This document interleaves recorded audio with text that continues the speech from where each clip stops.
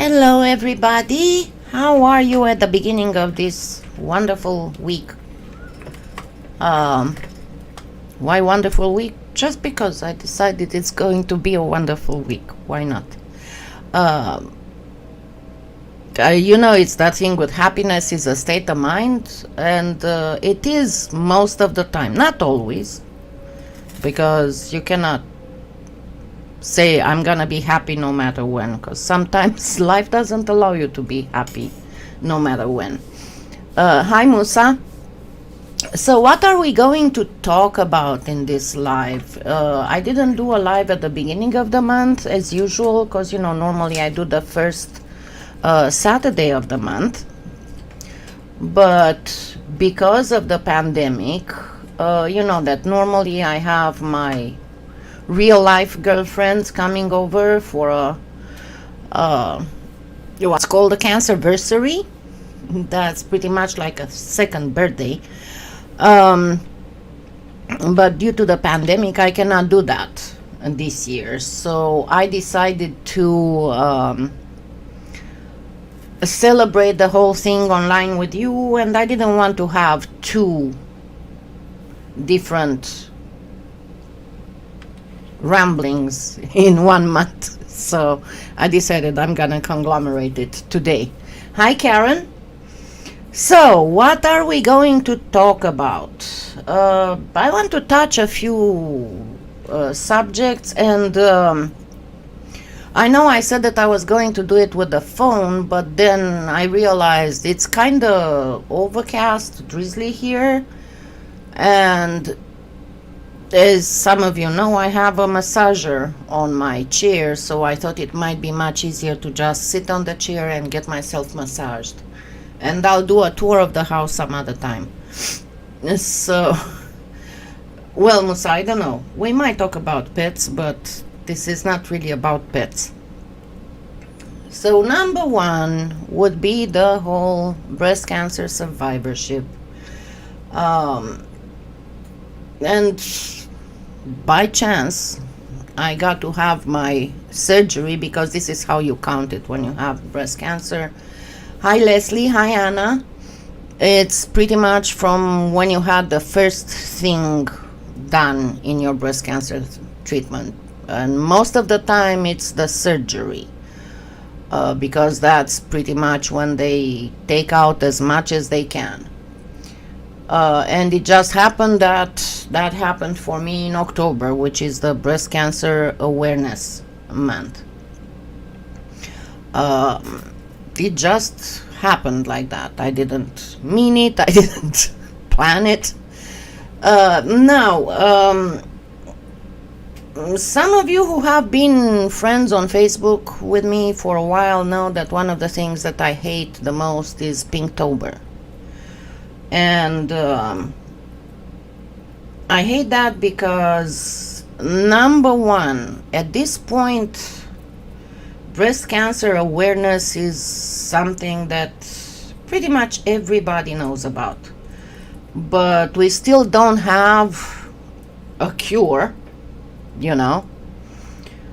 and we still don't have treatments that would not completely destroy your life. Yes, you survive. If you're lucky, you survive the breast cancer, but your life might be changed forever, depending on the treatments that you had and depending on how they affected your body. And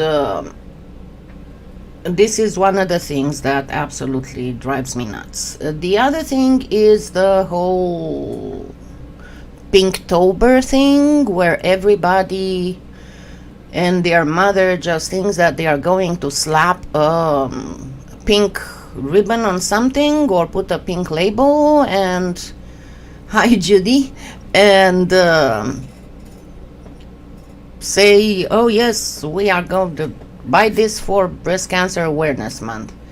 But on some of these products, there is no, don't get me wrong, I will buy stuff, something over another thing of the same category, even if it might be a little bit more expensive, if some of the proceeds of that sale go towards some kind of breast cancer program. Hi, Ermi. But in most cases, you'll see that there's a pink thingy on the product, but there's no mention anywhere.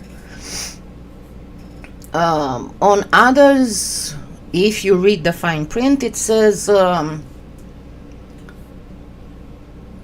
10 pennies or 1 penny or 5 pennies out of each of these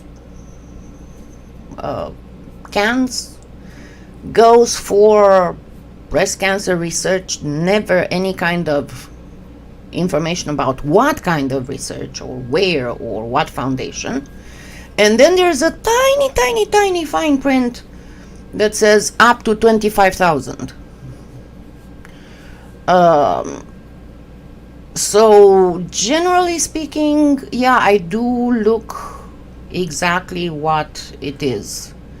Other things are the whole pink thing that is slapped on actual products or ingredients, whatever you want to call them, that actually cause cancer or directly breast cancer, like cosmetic stuff that has parabens. So what do you, generally speaking, as a woman who never had cancer, what do you need to know? Well, let's talk first about awareness.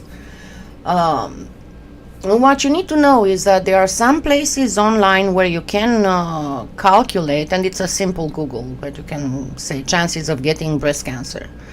It depends on your age, on family history. None of these calculators will tell you much about diet now, but generally speaking, you might hear, don't fall into the traps of all kinds of false information. Like if you take phytoestrogens, that's going to protect you against estrogen feeding breast cancer. No, actually, it's pretty much the same thing. But some of the things that are known to be breast cancer, enhancing the risk for breast cancer, are generally speaking things that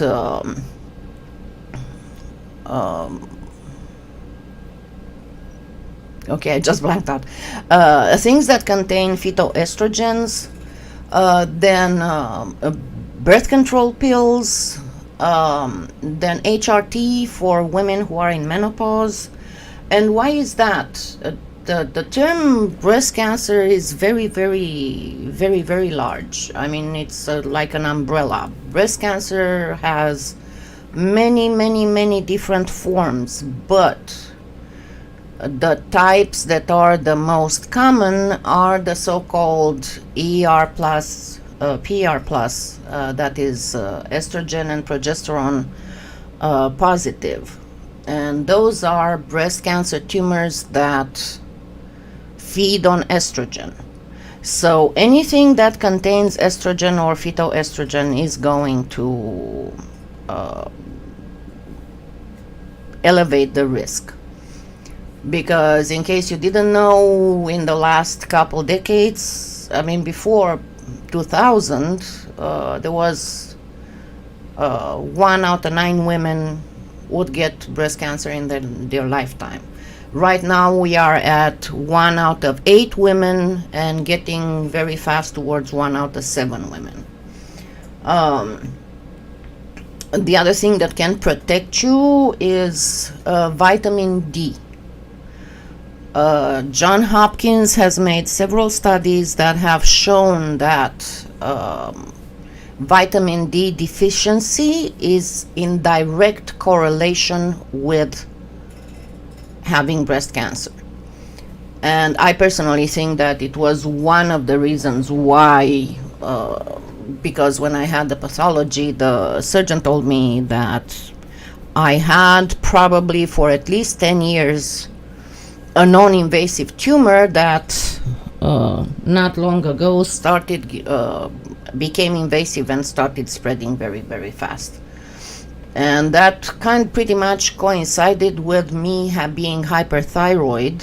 And when you're hyperthyroid, because of a very fast metabolism, you lose a lot of nutrients and everything. And my vitamin D level was at an extremely low. I mean, normal it's like 33, 35, and mine was at 15. So if you don't want to be out in the sun, just take vitamin D3, and because that's the most important, the type of vitamin D you take. What other things can you do to prevent it? Honestly, I mean, yeah, you're gonna find a lot of things online that tells you, oh, do this, do that, don't do this, don't do that. But I've been a member of the largest breast cancer patients and survivors forum in the world. I think we are going towards, let me actually check.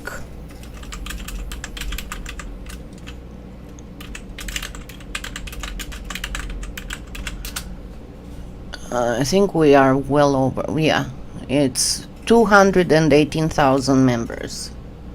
So it's a very, very, very large forum.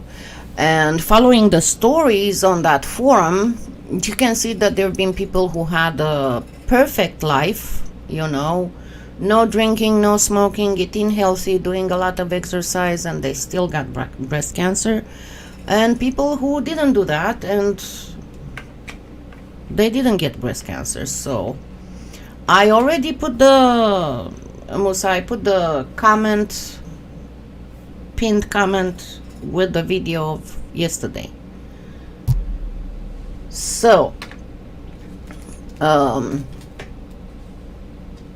then self checkup is very, very important. But what I wanted to talk about second, and I'm not going to be too much on it because I want to address some other more emotional and day-to-day life and stuff aspects.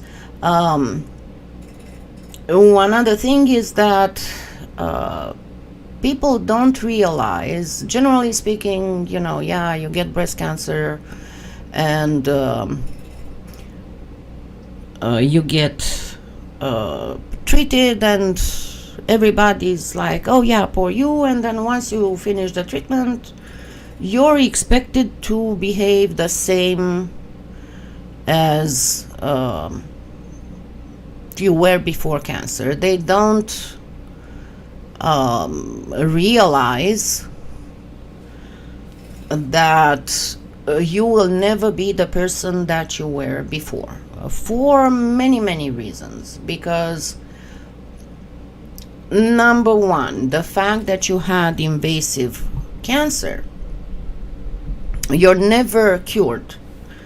The best you can hope for is NED, no evidence of disease, because you never know if one little cell didn't escape, you know, because when they do the surgery, even when they do the radical mastectomy,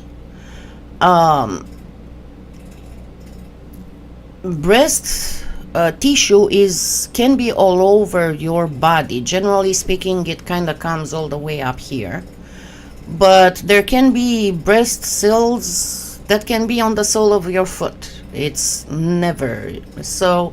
There can be one cell that escaped both surgery and chemo and is lying dormant somewhere in your body, and it can wake up. So it's like for the rest of your life, for as long as you're gonna survive it, and you might have something completely different, not breast cancer, you're always going to wait for the other shoe to drop. And it took me about 3 years before my first thought when I woke up in the morning was not about breast cancer. The other thing is that the treatment itself can leave you with a lot of issues. And some women are luckier than others. You never know how your body will respond to it. But generally speaking, that's what the whole treatment is called, burn, slash, and poison.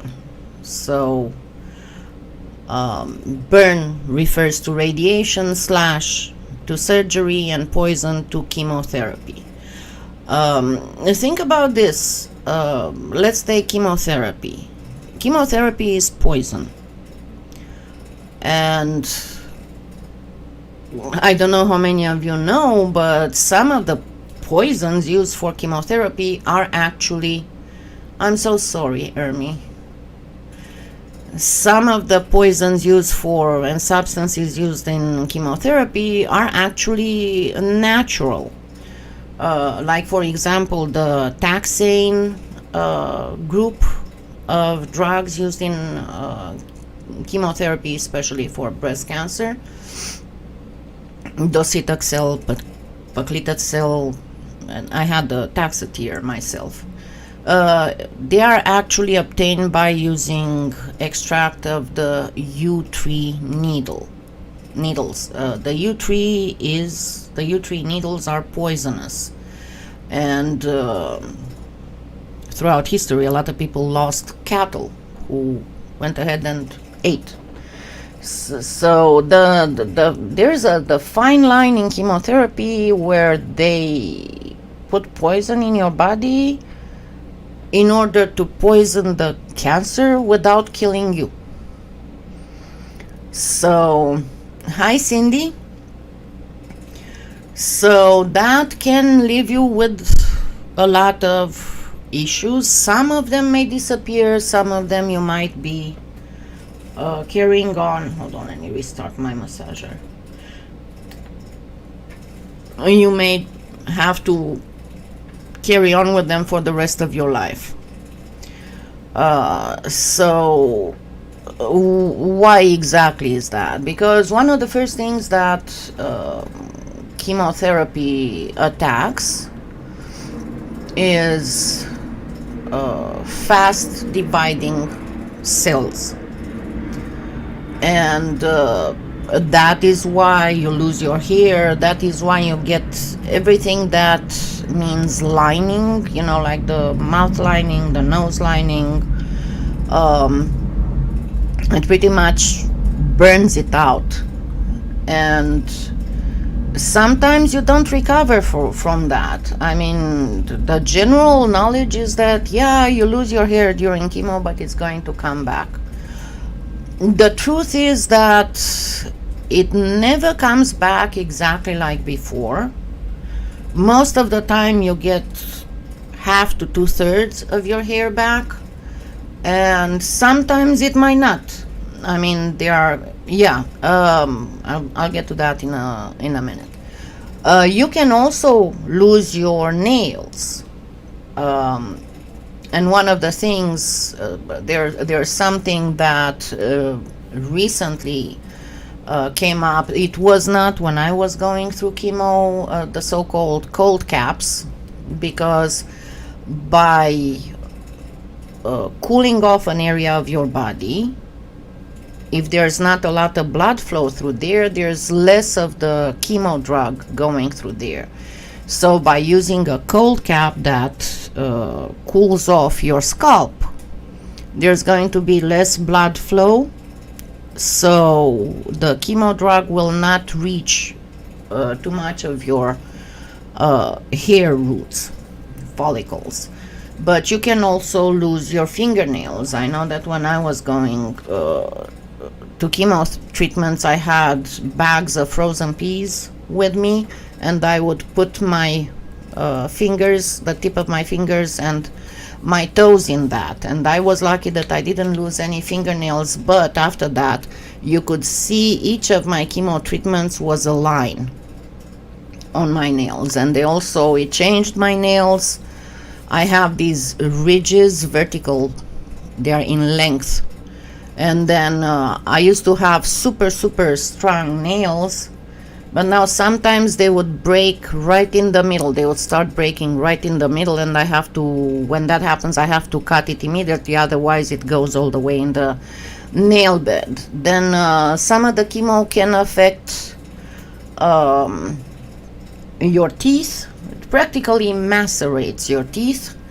It can even cause necrosis of the bone in the mandible and the jaw. The other thing that it can affect is your nerves, your whole nervous system. And that leaves you with peripheral neuropathy, and that means tingling and pain and burning sensations in the periphery of your limbs. But it can fry the nerves all over your body. So, like I have, the nerves send to the brain pain signals where there is no physical reason for pain.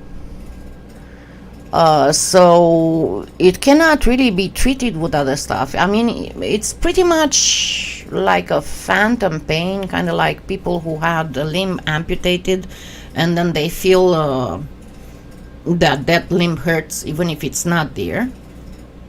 And you can get all kinds of other side effects. Some of them can be more serious, some of them are less serious, some of them go away within 3 to 6 months after you're done with chemo, some of them last for your whole life, some of them can get worse. So yeah, it is one of the things that's pretty much it's not just when you do chemo, it's not just the chemo only that gives you pain, but you have to go the next day after the chemo treatment. There are shots that they give you because chemo kind of, as I said, kills every cell that divides too fast. So your bone marrow doesn't produce any more blood cells. So they give you this shot to force your bone marrow to produce white cells, red cells, platelets and all that. And that is what gives you the most pain. I know that at the time it was like, for me at least, it was like, imagine birth pain without anesthesia combined with a broken tailbone, because that most of your blood cells come from your lower spine and your femur, and that's not pleasant. But there are others and others, like for example, never before chemo did I have heartburn. After I had chemo, I can have horrible heartburn, and it's never because of a specific food. It's just random. So at this point, I just make sure that I have bottles of antacid in my pantry. Then the whole thing with the surgery. Surgery can be just fine, depends on what exactly type of surgery you needed, because obviously if you just have a lumpectomy, it won't be as bad as if you have a modified radical mastectomy. Depends how much they cut, essentially. And then if you have any kind of breast reconstruction, that also might influence how you're going to feel afterwards. But what you have to think about is that when they take the breast tissue out, there's a lot of nerves that they cut. So you're going to have very funny sensations and very funny feelings. I know that one of the funniest things I had, I was one of the lucky ones that I didn't need, I had a skin sparing. So it was a little bit easier when I had the breast reconstruction. But because they took all the inside of the breast out, in case you didn't know, the nerve that comes out to your nipple comes somewhere from the spine on the back and then comes from under the arm through the breast to the nipple. So for 2 or 3 years after I had the mastectomy, I hope that YouTube doesn't flag this as inappropriate, but if I would scratch here, I would feel like somebody was playing with my nipple, which I didn't have anymore because that was an area that they still took out. It was too close to the tumor. But you can have, there's also, it has been recognized a few years back as PMPS, that's a post-mastectomy pain syndrome. So it leaves you with a lot of things. I personally didn't do radiation, but I know from other people who had radiation that one can leave you with a lot of things. Then if you do radiation to the lymph nodes, or if you have your lymph nodes taken out, that happens if your sentinel node tests positive. You also risk lymphedema of the arm. That's when your arm starts swelling, and you'll need lifetime therapy for that. That's funny, Judy. But anyways, so you can be lucky and not require so much, not have so many side effects, or you can be more unlucky like I was, because with me it was like if there was one side effect on something, you could be sure that I got it. So that was the thing that really caused me to become disabled. By the way, the other thing is that if you have an estrogen positive tumor or tumors, you also have to go through an estrogen depleting, estrogen inhibiting therapy that usually lasts for 5 years. If you are premenopausal, you get tamoxifen, or you can even ask to get your ovaries shut off with Lupron or have ovary extraction. If you are postmenopausal, you take what's called an aromatase inhibitor. And an aromatase is an enzyme that binds estrogen to the body. Because if you didn't know, once you are menopausal and your ovaries stop making estrogen, it doesn't mean like your body stops making estrogen. Fat tissue has a contribution. I'm just putting everything in as much layman's term as I can. Fat tissue contributes to, and adrenal glands contribute to making and storing estrogen. So that is why it's advisable to not be overweight if you're postmenopausal. And I told you, especially if you took birth control or any kind of estrogen hormone replacement therapy. But these estrogen inhibiting therapies, what do they look like? They look like a menopause on fast forward, because that is the reason why once you get to menopause, you have the tendency to gain weight, you start losing bone mass, and you can get osteoporosis and a plethora of other things that estrogen is regulating in your body. So once they strip all the estrogen in your body, you're going to go like in an avalanche.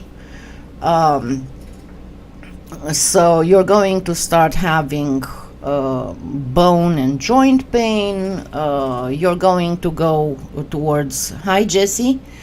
So you're going to go towards osteopenia, osteoporosis. You have to take extra supplements for that because you're never allowed to get estrogen replacement therapy for the fear that that cancer cell that might have escaped and be somewhere in your body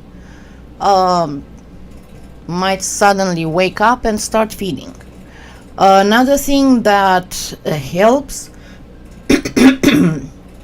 is being on a low carb diet. And why is that? Because generally cancer tumors feed on sugar. This is actually one of the things that one of the basic tests for screenings for cancer, the PET scan, is based on. They give you mildly radioactive glucose IV, and then you have to wait for about an hour, and then you go through the machine, because if it is cancer, being sugar avid, it would have gotten a lot of it, and that's how they see the spots. We don't have yet in the US everywhere. Most of the PET scan machines don't see stuff that's smaller than 4 millimeters. We do have a small number of PET machines that can see down to 2 millimeters, but even that can be not enough. So essentially, what I want to tell you, don't skip your mammograms. Don't be like, I think that one of the dumbest responses that I've ever heard in my life was my sister, who was like, oh no, I'm not gonna go have mammograms anymore, because if I have it, I don't want to know. Because see, the earliest you discover it and you get it treated, the less damaging treatments you have to take. Yeah, that made a lot of sense from her, right? Anyway, it's so bad that one of my best friends, one of the ladies that normally comes to my cancerversary, a few years back got diagnosed with breast cancer. She's older than me. But out of all the acquaintances and friends she had who went through cancer treatment, I was the only one who didn't die from the treatment. And because of that, she only accepted the lumpectomy, and then she went the natural way. She just went on a diet of juicing and all kinds of stuff. She's still no evidence of disease, so it's a good thing. But anyway, that's what I wanted to tell you, that right now, yeah, everybody knows about be aware, but take the normal steps. Try to at least a little bit mitigate your risks. I know a lot of us don't like to give up our potatoes and our sugars and our stuff, but it's a good idea. And I know that talking to people who never had it doesn't have a lot of impact, because until you know how it is, you cannot even fathom what it does to you. But anyway, talking about the survivorship and all this, I'm getting to the second part of what I wanted to say. And that is the disability. And I know, and I talked about it before on my my channel is more into, I mean, my segment of viewers is pretty much more directed to people who are elderly. I mean, not necessarily old, but elderly. And 2 people who have disabilities. And talking about that, let me show you. So this is the back end of my channel, and you can see that my highest number of subscribers and watchers are between 55 and 64. The next is the 45 to 54 age group, and the next is the 65 plus. And from the start, that is what I wanted to do, because the main thing is, this is the main thing why I wanted to do my channel for. And I talked about this before. When you grow older and when you have a disability, both these things can push you towards depression. And depression, unless it is due to a chemical imbalance in your brain, is caused by an external factor. And that is a life event or a medical condition. Now, the main thing to help with depression is to have a purpose. If you have a purpose in your life, it is much easier to do things in your everyday life, because you're focused on something. And generally that something has to be outside of you. Hello. Because generally people who don't have, it's kind of like half chemical, half medical condition, Jesse. Generally people who have no purpose, they will have a lot of issues dealing with their depression. And what helps you when you're depressed is one of the 2 things, is nurturing and is creating. And what goes into the nurturing thing is taking care of somebody, or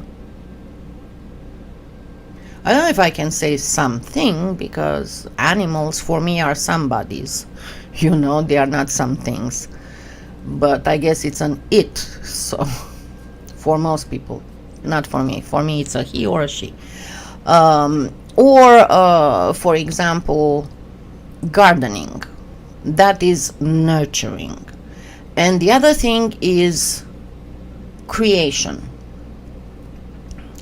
And that creation can come in the form of art or in the form of craft. And talking about people who have a disability, because as I said, I'm touting my own horn right now. I know how to do a whole bunch of things, but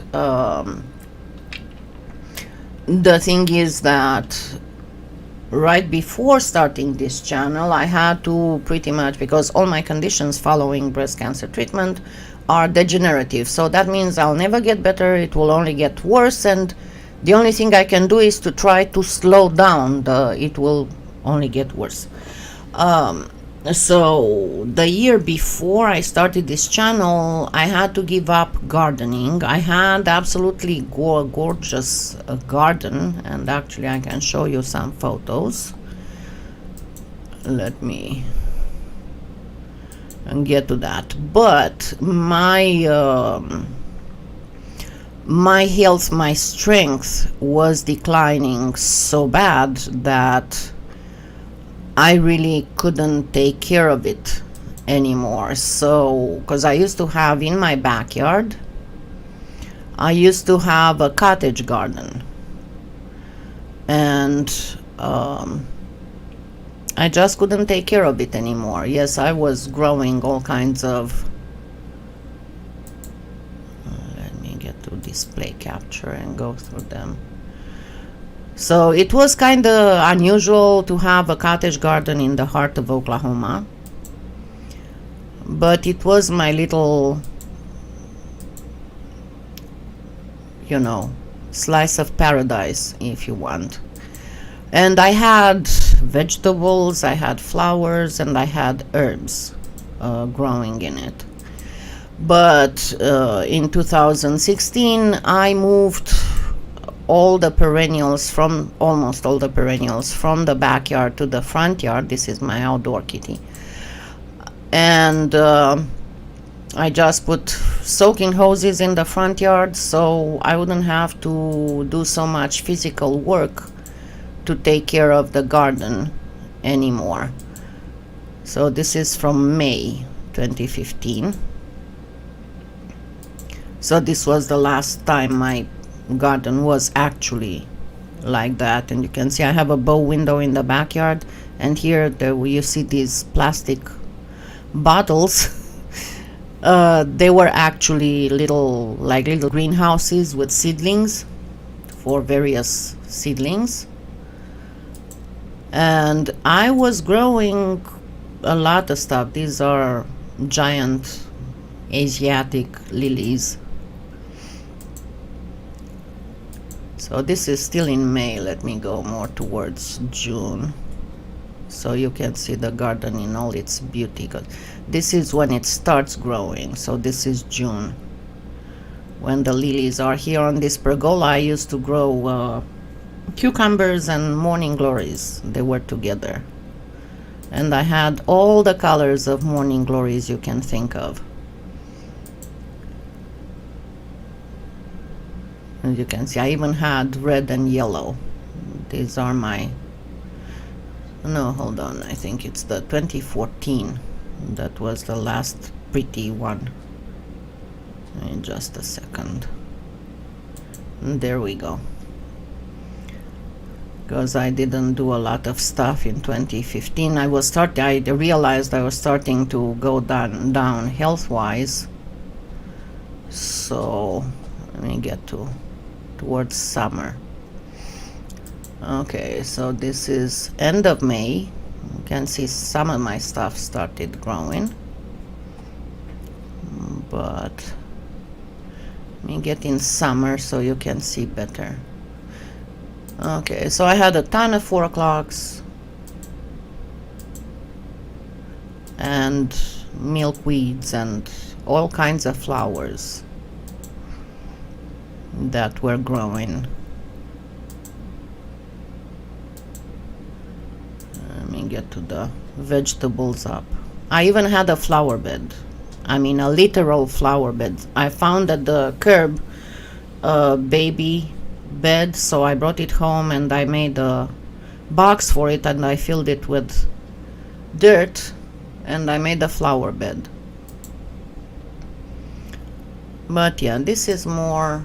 So this is July, so this is where everybody starts growing. I was growing pole beans, eggplants, tomatoes, cucumbers. This is a Japanese eggplant. This is purple shiso, elderberries, strawberries I had, raspberries, blackberries, blueberries. So it was my little slice of heaven, but I couldn't take care of it anymore, so I couldn't do anything about, see, this is a daily harvest. So I couldn't do a lot of gardening, because initially I was thinking about doing a gardening channel. But anyway, then thinking about what can be done for people who are becoming more and more disabled like me. And out of everything, I couldn't do beading because of the fact that due to the aromatase inhibitor therapy, I got a rapidly advancing osteoarthritis, which is mostly localized in my cervical spine, but I also have the base of the thumb osteoarthritis, and that seriously affects my pinching. I mean, it hurts when I pinch, and I don't have a lot of strength to hold on to things. And beading requires a lot of pinching motion, because I have sometimes I even have issues buttoning and unbuttoning stuff. That's why you see me kind of having issues when I have to put in jewelry findings and stuff, and I prefer to not do that on live. I prefer to put that on previously recorded videos, because I can do several shots and just choose the one in which I didn't do boo-boos. So out of everything, I decided, well, why not do polymer clay? Because with that, I can find all kinds of solutions. And generally, the things that I tell you about in terms of tools and materials and stuff, you can be sure that those are things that I found easy to use, even when my hands don't work very good. And things that don't require a lot of physical effort. So this is why I decided to do this channel. As you know, I'm not monetizing it, but the intention was to share what I know and help help people who do have a disability and elderly people who need to have, because it is a what the heck? It is a creation thing. So it's good when you hold it and you don't drop it. I cannot tell you how many times I had to wash the carpet because I dropped my coffee mug. That's why I generally hold things with both hands. And not only that, I don't only drop things, but my hands sometimes twitched. That is why thank you, Anna. That is why I stopped sculpting, because I used to sculpt one of a kind art dolls. But after I had happening that my hands twitched, and I just threw across the room a sculpture that I've been working on for a whole week, like 30 hours of work. I decided, okay, that's not working anymore. So, and I showed some of my sculptures before. I don't have photos for all of them, because a lot of the buyers asked me to not put out photos anymore, because they didn't want it to be copied.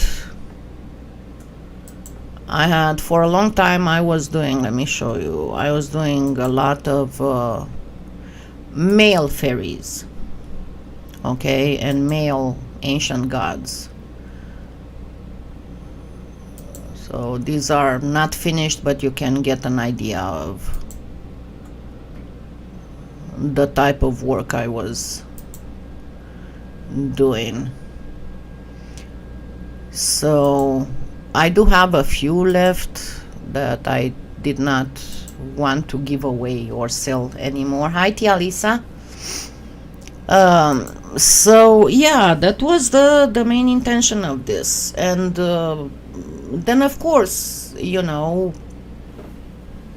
I made some I'll get to that, Ermi.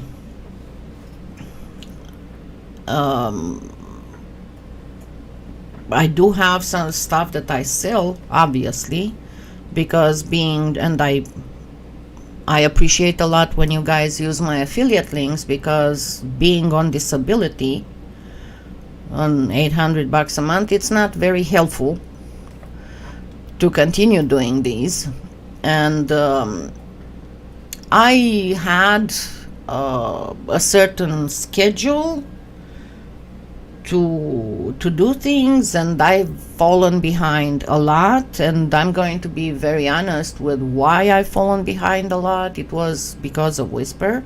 I'm not blaming him. I'm not trying to do anything. I mean, between doing this and taking care of Whisper, allowing him to live for almost 3 years after he was diagnosed with liver cancer, that was it. I mean, I'm sorry, Whisper was the most important. But that pretty much because it was becoming too tiring for me to do both things, because I had gotten to the point that, to give you an example, the year before I opened the channel, I popped quite a bit of pain pills in order to do that, but I fully remodeled my whole house. That means I changed the carpets, I fixed the walls, that means taking all the plaster down and replastering and repainting and all that.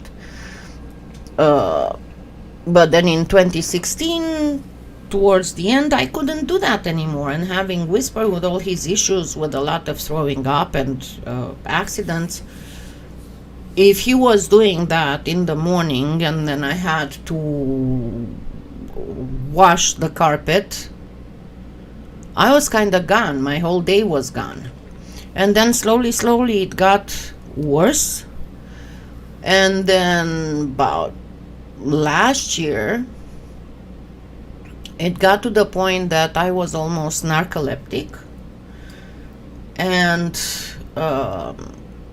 after Whisper died, I decided to get off opiates because I cannot live without pain control. I have a lot of pain from the cancer surgery and breast reconstruction surgery, from the nerve damage from chemotherapy, and from the cervical spine damage from the aromatase inhibitors. So I went off because I couldn't go off of them because Whisper required quite a bit of budget to take care of. I couldn't afford to go off it and look for, because I've discovered that, for example, kratom works on pain just fine, but the opiates were covered by medical insurance, so they were only $1.91 a month, while kratom isn't. So with Whisper being alive, I couldn't do that. So once Whisper was gone, I decided, well, let me first try medical marijuana. And unfortunately, that didn't work for me. And I've been trying, because my experience with medical marijuana is that, number one, it doesn't work on pain, it doesn't work on anything. The only thing that it worked on was to make me sick. Because I tried first the vaping. So I tried a joint, a pre-roll joint. I tried vaping, and I tried a medicinal inhaler. All three of the above, the only thing that they did was to make me feel like my chest was on fire and give me a sore throat that I coughed for a day.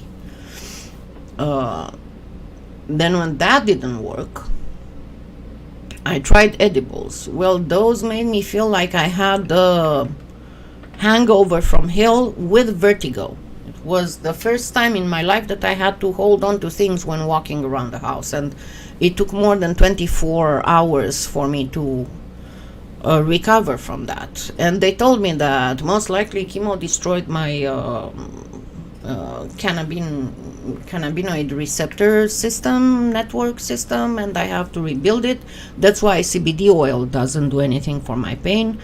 So I'm supposed to take big amounts of CBD oil during the day but I'm going to be very honest with you.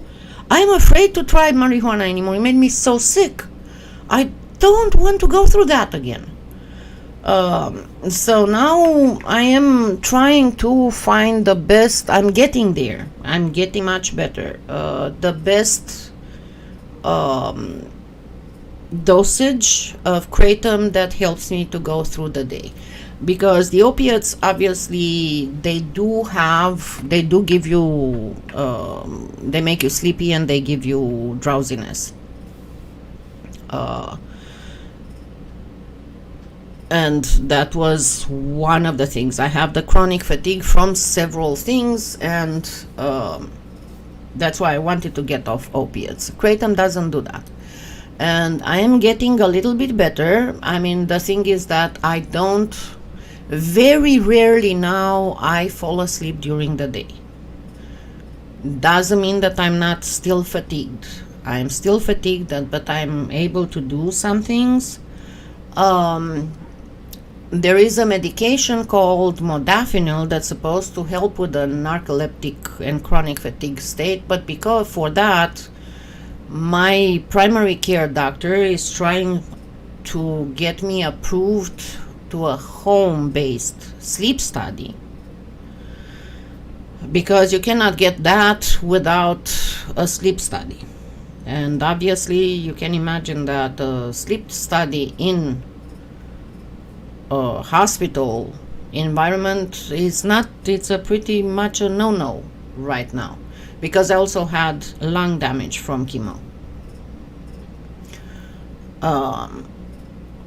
So right now I'm number one trying to figure out my kratom level. I mean, what exactly do I need to take, how much. Then I have to go. I already saw a neurosurgeon, and I'm supposed to see a neurologist as well, because right now they put together my blood work in the last year and a half, and the thing is that they started suspecting that I have MS. But in order to get the diagnostic for MS, I need to go do several imaging things, of which one is an MRI that's from head to, not to toes, but to below my butt. So, and that's going to take a while to be scheduled, because in Oklahoma we have a very high number of COVID cases, and they try to not schedule too many people a day to do the MRIs, because they have to disinfect the whole room and the whole machine after each patient. So it's a whole bunch of stuff. Now the thing is, how do you stay sane through all this? How do you not do anything? Well, what can I tell you?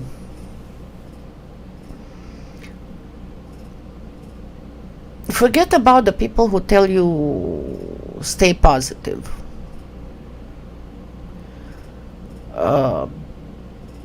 Because the stay positive thing is fairly crap.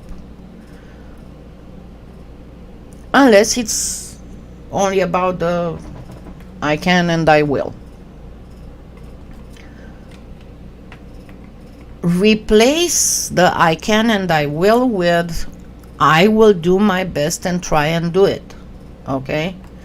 But don't try to hide your head in the sand, because I'm just gonna stay positive and I'm gonna you have to admit what the issues are. You have to identify the issues. And then try to work on them.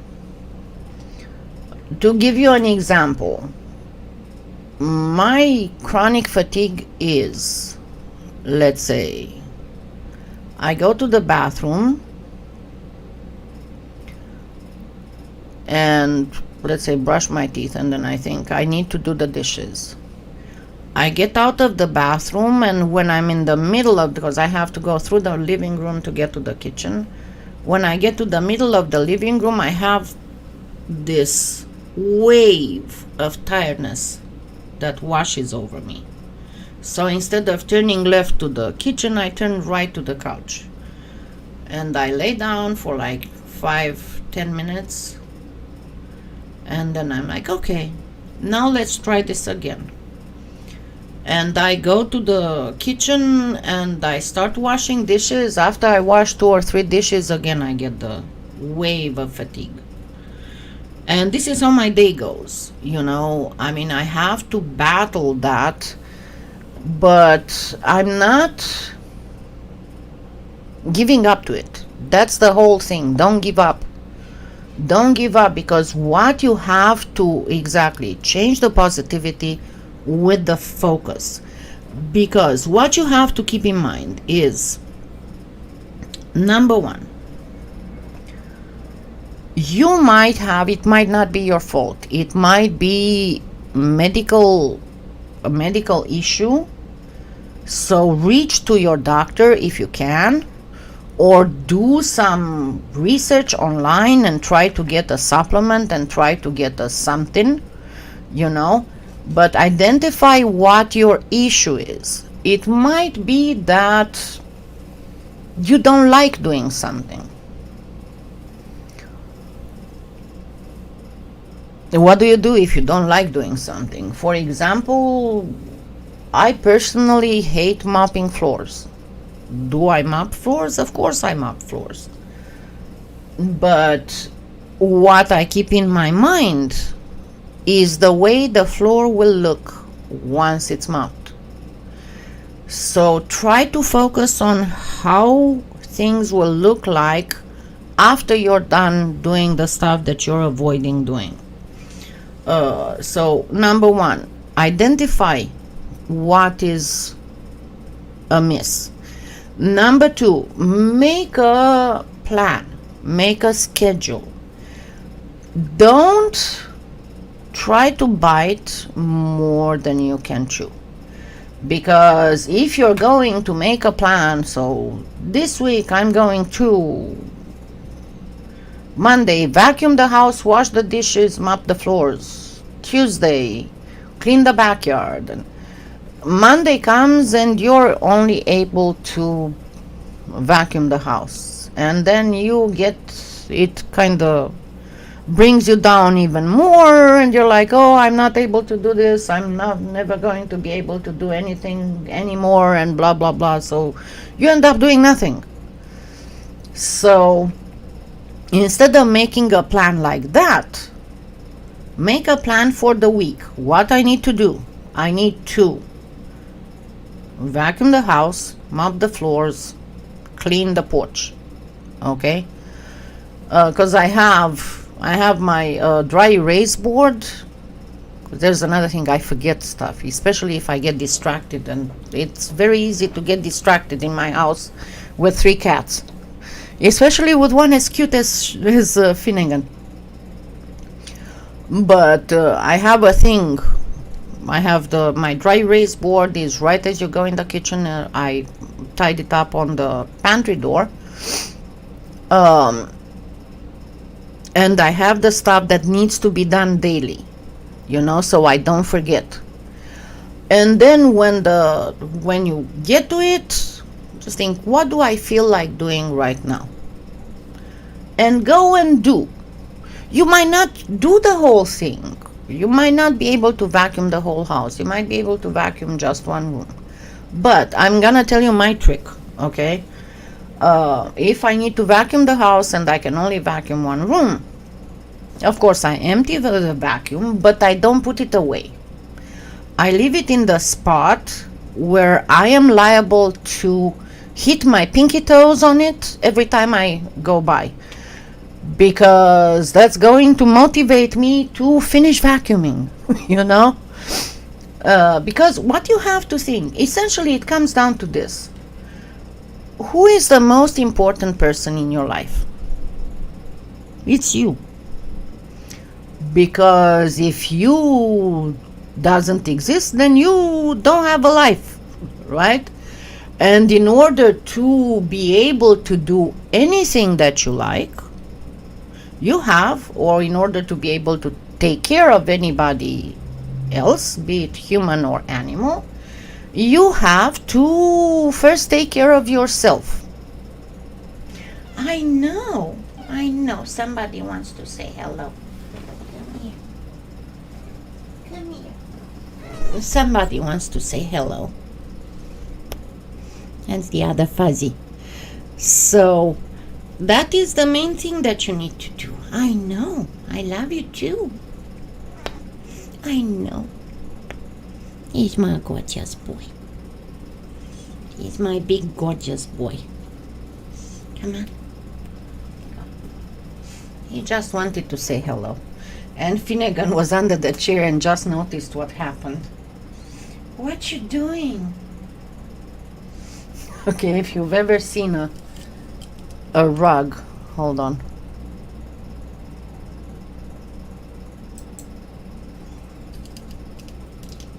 This is Finnegan. When I was telling you that his tail is almost as wide as and wider than his body, this is how he looks like. But inside there's a very little cat.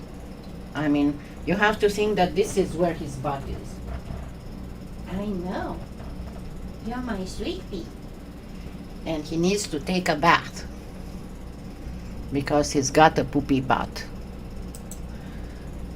He's got this thing. I have a Seamus who was taken too early from his mama, doesn't always cover his stuff. So when Finnegan goes in and tries to find the room, the ends of the fur on his ruffs might swipe Finnegan's poo. So Finnegan ends up with Seamus's poo. Finnegan ends up with some poo on his ruffs. So he's not big. He's about this big, but looks like he's this big because of the fur. His fur is up to 5 inches long in certain spots. So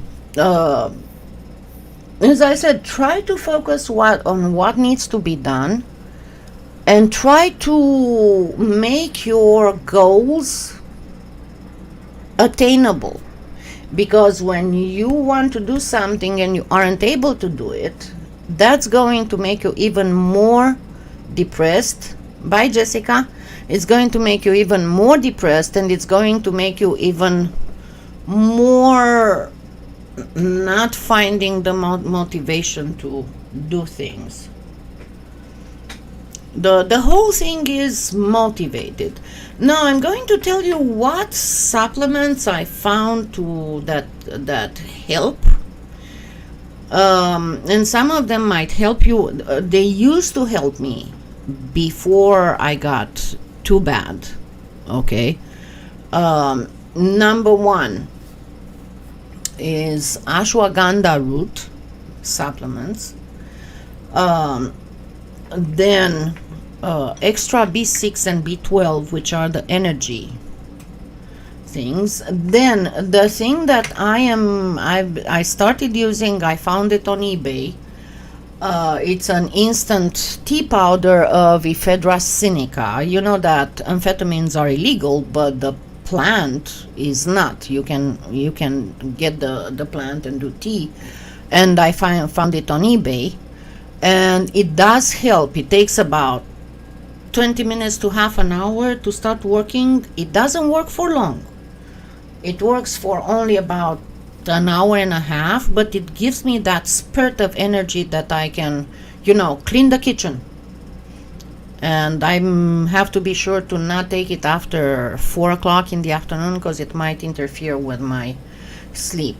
And now I am looking forward. I'm supposed to get 2 days from now another nootropic. A nootropic is a stimulant supplement, okay, like the ashwagandha root, like certain vitamins and things.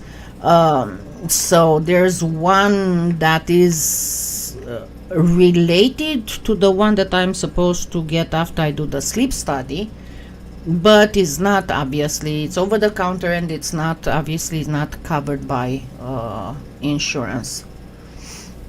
Thank you. Good healing to you too, and to your husband.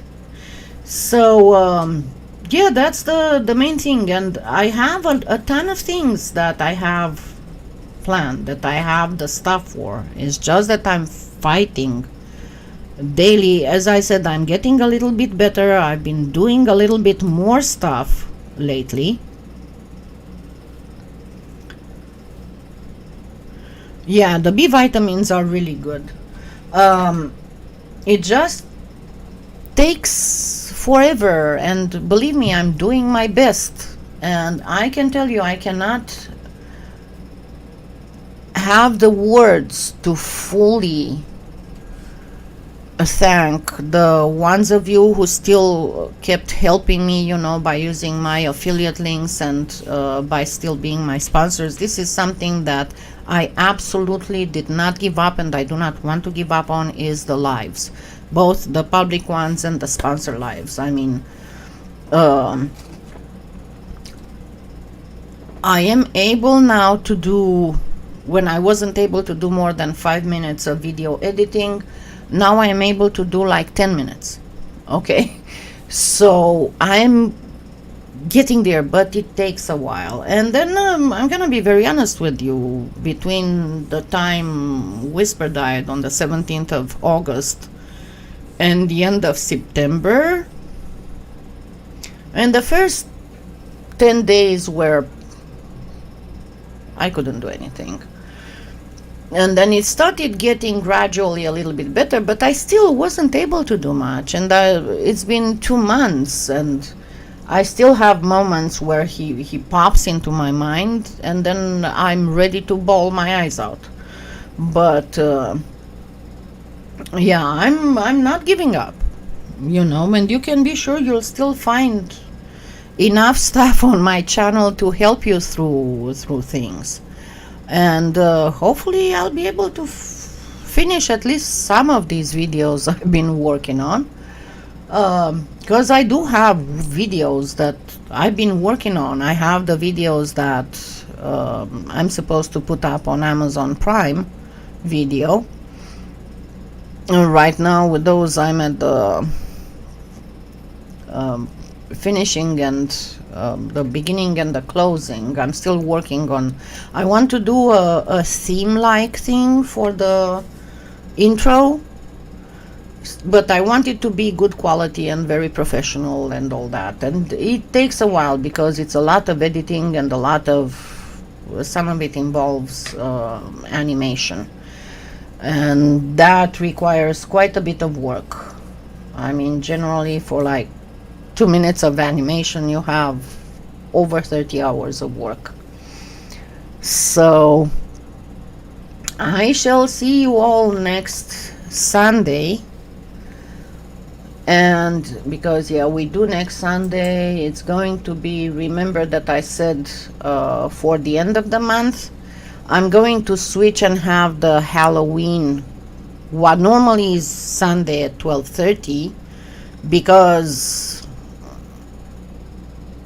that's 2 weeks from now, pretty much, because Sunday is the 1st of November and Halloween is the 31st of October. I'm going to do Saturday the public for a special Halloween edition, and then I'll do the sponsors on Sunday, because normally I do the sponsors on Saturday and then the public on Sunday. And I will put up announcements. And by the way, before I forget, because I know that I got a lot of questions about that, and I got the answer, because a lot of people have asked me about the new Cernet metallic. So, and I asked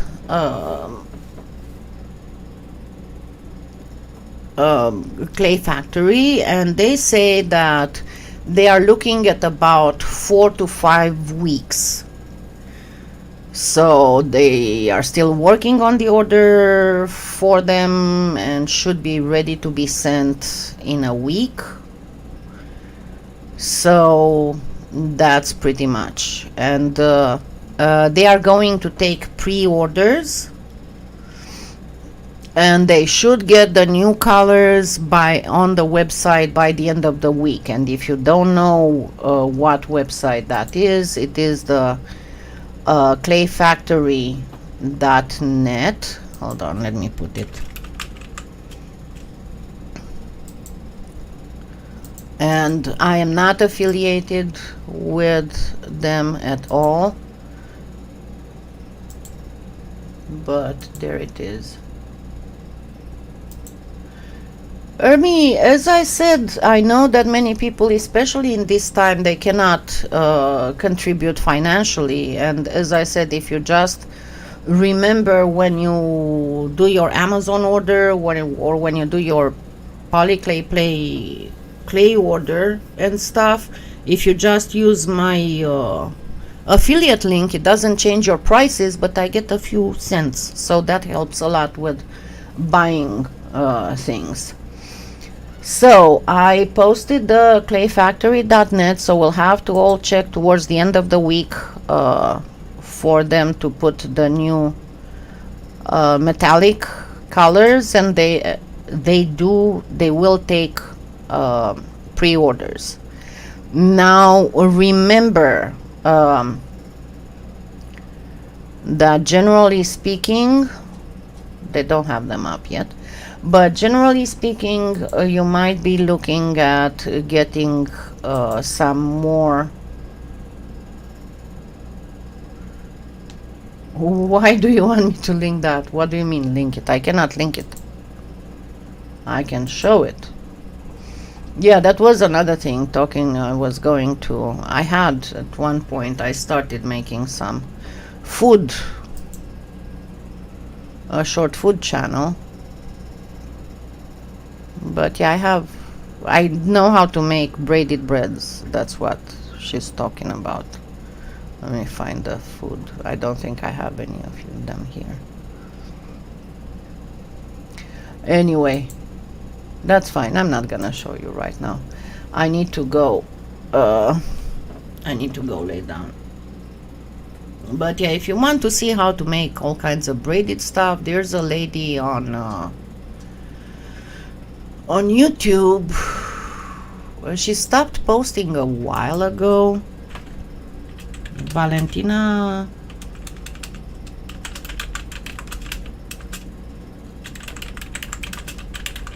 Let me try and find her channel.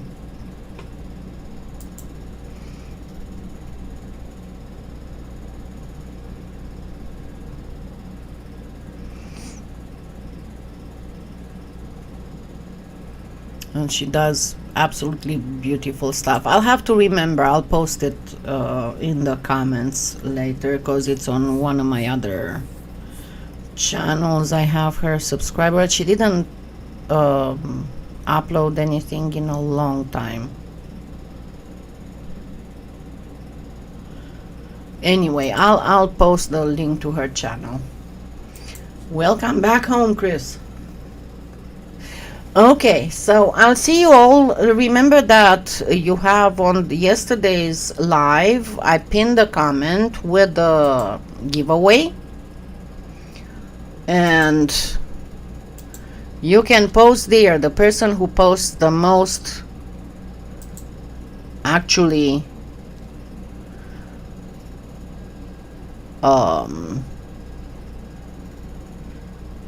correct answers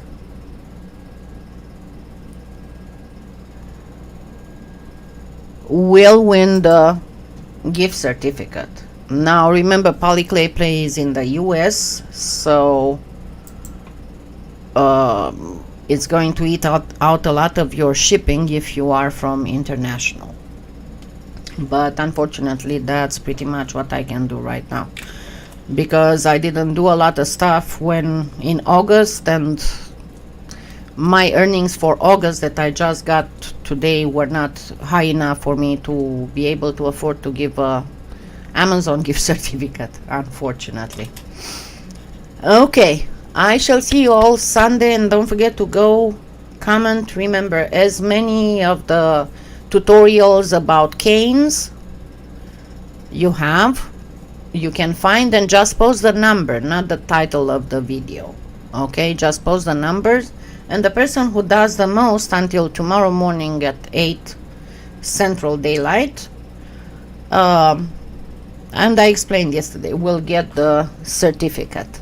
Okay, see you all Sunday. Have a wonderful week, and remember, you can always contact me on Facebook. It's the easiest way. Okay, bye.